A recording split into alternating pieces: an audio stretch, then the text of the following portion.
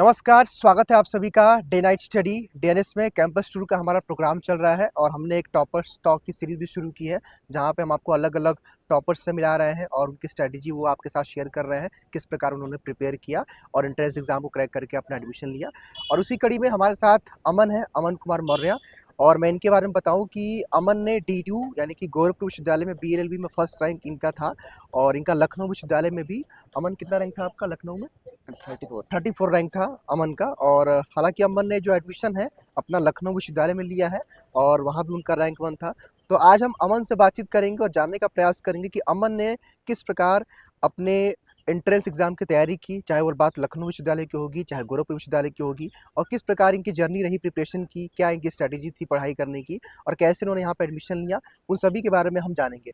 तो अमन, once again आपको congratulations. Thank और यू सर। मैं आपसे जानना चाहता हूँ, मेरा आपसे पहला सवाल है उन तमाम एस्पिरेंट के लिए जो आने वाले समय में एंट्रेंस एग्जाम देना चाहते हैं, तो अगर उनको भी चाहे DU एंट्रेंस की प्रिपरेशन करनी हो चाहे लखनऊ एंट्रेंस की प्रिपरेशन करनी हो BLLB की, तो उनको किस प्रकार अपनी पढ़ाई की शुरुआत करनी चाहिए?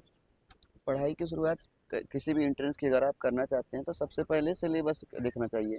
सिलेबस तो एक बार होता है कि जब भी कोई भी फॉर्म निकलता है ब्राउज़र में उसके रहता है, उतना बच्चों को समझ नहीं आता कि क्योंकि कौन वो सा कितना वन पढ़ना लाइनर है। रहता है। हाँ, उतना समझ नहीं आता है।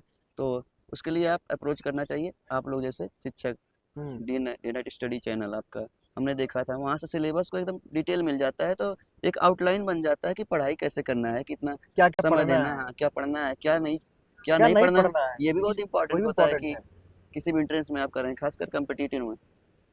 तो सिलेबस सबसे पहले देख लेना चाहिए, उसके बाद समय कितना है ये भी। कितना टाइम बचा है उस सिलेबस को कवर करने के लिए, हाँ, तो उस हिसाब से अपनी स्ट्रेटेजी बना करके पढ़ाई शुरू क्योंकि करनी एंट्रेंस चाहिए। में ऐसा रहता है कि अलग अलग सब्जेक्ट्स रहते हैं और और सबको एक टाइम भी साथ मेरे पढ़ना ख्याल होता है। शायद अमन कम मिला होगा 12th के बाद आपको। हाँ, 12th के बाद 1 डेढ़ महीना मिला था, तो हमने आपका क्रैश कोर्स लिया था। क्रैश कोर्स से जुड़े थे आप? क्रैश कोर्स जुड़े थे। और क्रैश कोर्स जुड़ लेना ये इम्पोर्टेंट नहीं, उसमें पढ़ाई करना, उसके साथ वहाँ पे जो टेस्ट होते हैं उसको रेगुलर बेसिस पे देना, एनालाइज किया जाता है। यानी कि आप कोर्स से जुड़े और आपने तैयारी की। जी। तो अमन, जैसे बहुत सारे एस्पिरेंट इस वीडियो को देख रहे होंगे, तो आप उनको अगर मैं पूछना चाहूँ कि मेनली किस किस सब्जेक्ट से क्वेश्चंस, अगर मैं लखनऊ विश्वविद्यालय के पूछना चाहूँ और गोरखपुर का, तो क्या बताना चाहिए किस किस सब्जेक्ट से क्वेश्चंस आते हैं? सबसे पहले जीएस आता है, GK GS। जीके जीएस आता है, रीजनिंग आता है और मैथ्स आता है। बेसिक बेसिक रहता है मैथ्स, क्योंकि लॉ के लिए उतना मैथ्स स्पेसिफाइड नहीं होता है, थोड़ा बहुत पूछता है। जैसे परसेंटेज पूछ लिया, रेशियो, प्रोपोर्शन और यही सब रहते हैं। रीजनिंग वगैरह में? रीजनिंग में डायरेक्शन, ब्लड रिलेशन हो गया और हम्म, कोडिंग डिकोडिंग सीरीज, यही हम्म, बेसिक बेसिक्स रहते हैं। कोई भी बच्चा तो थोड़ा बहुत समझदार होगा, इतना अटेम्प्ट कर सकता है कर रीजनिंग लेगा। का। बाकी हिस्ट्री वगैरह भी रहता है यहाँ पे मतलब वो बेसिक। GK जिसमें आते हैं वो हाँ, और लीगल का भी थोड़ा वेटेज रहता है। थोड़ा बहुत लेट होता है। जैसे गोरखपुर का था तो वहाँ पे थोड़ा ज़्यादा था, यहाँ पे उतना नहीं था। मतलब गोरखपुर यूनिवर्सिटी में लीगल का वेटेज ज़्यादा था हाँ, वहाँ और पे यहाँ पे अप्रॉक्स 30 क्वेश्चंस थे। 30 के आसपास था, और यहाँ जी। पे वो वेटेज नहीं रहा होगा, हाँ, GK उतना गेस नहीं रहा था। होगा यहाँ पे। हम्म। तो वहाँ पे भी तो लैंग्वेज का भी एक सेक्शन था। लैंग्वेज वहाँ पे 10 क्वेश्चन हिंदी के थे, 10 क्वेश्चन 10 इंग्लिश के क्वेश्चन थे। थे। तो लेवल क्या, हिंदी इंग्लिश का लेवल क्या लगा आपको? बहुत बेसिक था, जैसे कि अलंकार कभी पूछ लिया, मतलब हिंदी इंग्लिश के ग्रामर जो अभी पर्याय। तक आप पढ़ते आए हुए थे 12th तक।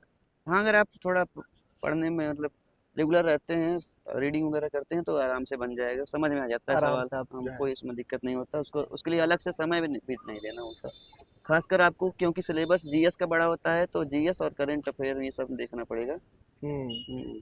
यानी कि हम ये कह सकते हैं अमन कि किसी भी जो है स्टूडेंट को, एस्पिरेंट कह सकते हैं, उसको प्रिपरेशन करना है तो GK GS और आप लैंग्वेज का सेक्शन कह रहे हैं, दोनों इंट्रेंस के लिए अगर हम बात करें, और वहाँ पे करंट अफेयर्स की आपने बात कहा। जी। अच्छा, इस बार अभी आप लोगों ने बताया था कि सर इस बार GS के पोर्शन से ज़्यादा क्वेश्चन आए, तो GS में किस तरह के क्वेश्चन आए थे इस बार? लखनऊ यूनिवर्सिटी में जीएस में आया था सबसे पहले। हिस्ट्री के काफ़ी क्वेश्चन थे, मॉडर्न से लेके एंशियंट तक पूरे में काफ़ी सवाल थे जो कि बहुत बेसिक मतलब रहते किस हैं। टाइप के क्वेश्चन, एक आध क्वेश्चन अगर आपको बुक्स याद आ रहा हो? आथर्स हो गए, हाँ। कोर्ट में रिप्रेजेंटेटिव रहते थे जैसे। और जो बड़े बड़े एम्पायर उनके जो हाँ, है फाउंडर्स भी के भी नाम भी पूछे जाते हैं। हाँ, और उसके साथ ये रिवोल्ट कब हुआ था, कुछ कुछ वार, पानीपत अच्छा। का युद्ध, ऐसे ऐसे थे। और जनरल साइंस में?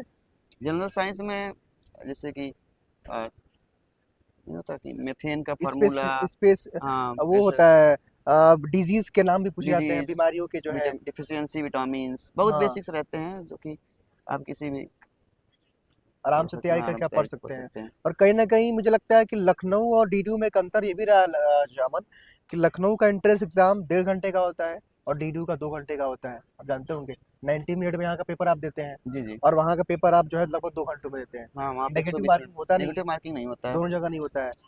तो वहाँ के और यहाँ के पेपर में अगर हम कंपेयर करना चाहें तो क्या लेवल क्या लगा आपको? सबसे टफ किसका लगा आपको? लेवल तो आसानी था दोनों जगह। ऐसा रहता है कि बस ये होता है कि वेटेज बढ़ जाता है। यहाँ पे जीएस का वेटेज था, वहाँ पे लॉ लॉ का का वेटेज था, हाँ, लीगल लीगल लीगल का एप्टीट्यूड का। हाँ, तो वेटेज वहाँ था। पर हम जाए लीगल एप्टीट्यूड में किस तरह के क्वेश्चन आए थे लीगल में?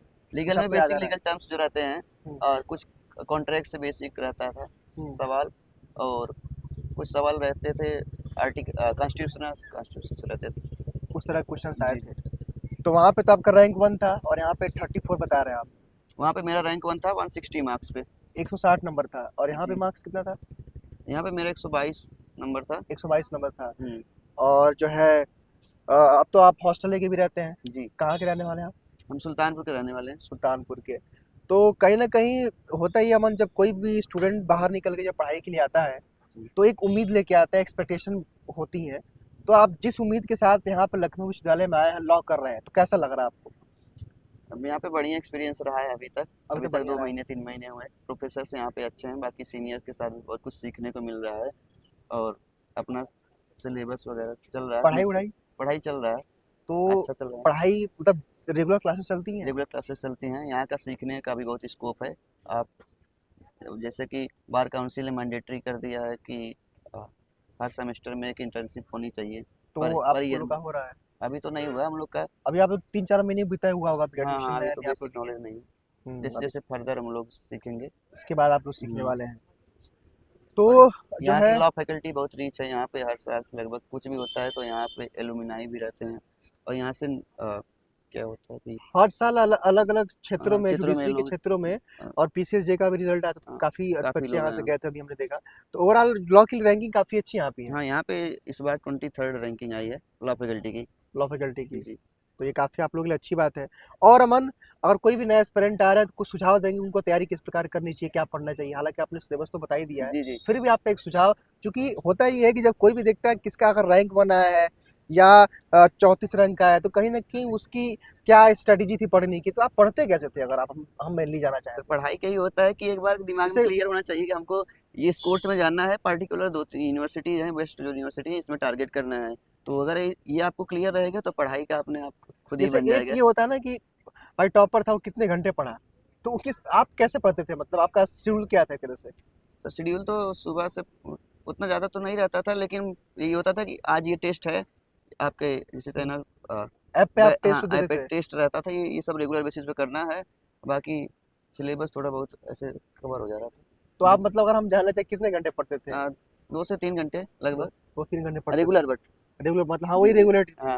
ये बात सही कहा आपने, क्योंकि रेगुलरिटी बहुत इंपॉर्टेंट है। ये नहीं कि जैसे-जैसे एग्ज़ाम एक दिन में पास आ पढ़ जा रहा लिए, था तो घंटे बढ़ते चले गए। बढ़ते चले गए। जी। और लगभग शायद मेरे ख्याल से महीने दिन का समय दिया होगा आपने, 1 हुँ। महीने के आसपास, क्योंकि बोर्ड एग्जाम के बाद हाँ, तुरंत आपने सीयूटी भी दिया था, हाँ, तो हाँ। उसके बाद इसके लिए दिया होगा, लगभग टाइम कम ही रहा होगा। जी, जी। और चूंकि क्रैश कोर्स हम लोग का 25 डे वाला था, महीने हुँ, दिन आप लगभग अपने तैयारी वगैरह किया होगा हुँ। अच्छे से।